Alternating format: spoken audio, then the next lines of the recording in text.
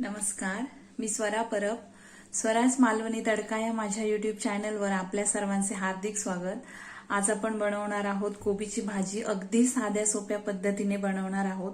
स्वराज अजून झोपलेला आहे, तो उठला नाही. तो उठल्यानंतर मी तुम्हाला दाखवेन त्याला ती भाजी आवडते की नाही ती.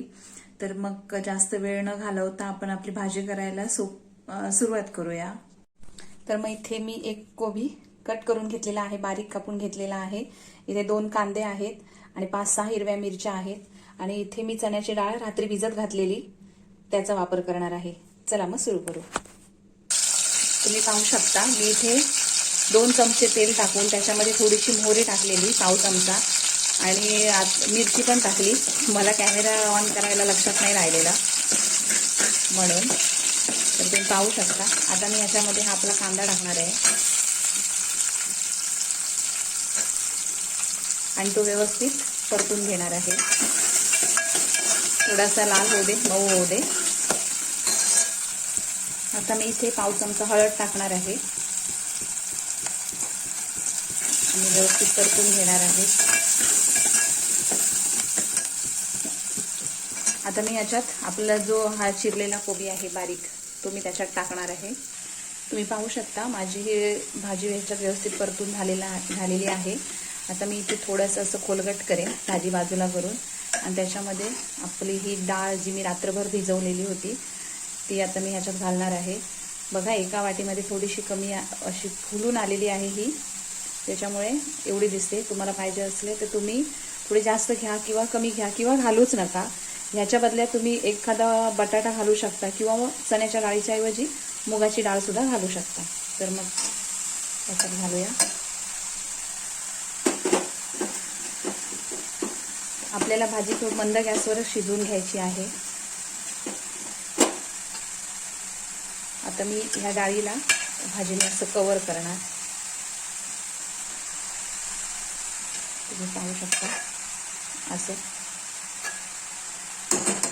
आणि ह्याच्यामध्येच थोडं पाणी घालणार आहे, डाळ शिजायला पाहिजे म्हणून. पाहू शकता मी अर्धी वाटी पाणी घेतलेलं आहे. बस. आता ह्याला मी झाकण मारून ठेवते आणि मंद गॅसवर आपण ह्याला शिजवूया. आता आपण बघूया आपली भाजी कितपत शिजलेली आहे ती. आणि अजून आहे त्याच्यामध्ये. मी ती ढवळायच्या आधीच त्याच्यामध्ये 1 चमचा मीठ टाकते. तुम्ही तुमच्या अंदाजाने मीठ टाका. तुम्ही पाहू शकता हे आहे आपली कोबीची भाजी अशा प्रकारे. आणि थोडंसं आहे, काही हरकत नाही. आपली डाळ, मी इथे डाळ शिजली की नाही ती बघते आता. हे बघा, दाबलं तर अगदी हे होते, म्हणजे आपली डाळ पण शिजलेली आहे. पाहू शकता तुम्ही. हे बघा. आता मी याच्यामध्ये ओला नारळ टाकणार आहे. मी इथे अर्धी वाटी ओला नारळ टाकणार आहे, किसलेला. हातानेच टाकते, पाहू शकता. आणि ह्याला मिक्स करणार आता व्यवस्थित. ही भाजी तुम्ही भाकरीसोबत, चपातीसोबत किंवा दुपारच्या जेवणात, रात्रीच्या जेवणात कधी पण खाऊ शकता. असं व्यवस्थित मिक्स करून घ्यायचं आणि परत याला थोडं झाकून ठेवायचं, म्हणजे याच्यातलं पाणी आटेल तोपर्यंत. लक्ष ठेवा, कारण आता पाणी सुकत आलेलं आहे, नाहीतर लागायची शक्यता असते, म्हणून गॅस मंदच ठेवा. बंद करून ठेवले. तुम्ही पाहू शकता आपल्या भाजीतलं पाणी सुकलेलं आहे. आता मी तुम्हाला प्लेटिंग करून दाखवते. तुम्ही पाहू शकता आपली कोबीची भाजी खायला रेडी आहे. गरम गरम वाफ सुटलेली आहे त्याला आणि मस्त. तुम्ही नक्की करा आणि मला नक्की कमेंट सेक्शनमध्ये सांगा की तुम्हाला आवडली, कशी वाटली ती. मी स्वराज उठल्यानंतर तोही खातो की नाही ते पण तुम्हाला नंतर दाखवते, कारण लहान मुलांचं खाणं हे महत्त्वाचं असतं आपल्याला. आर्या आली की त्याला नीतीला दोघांनाही मी नाश्ता देईन, मग समजेल की त्यांना आवडतं की नाही ते.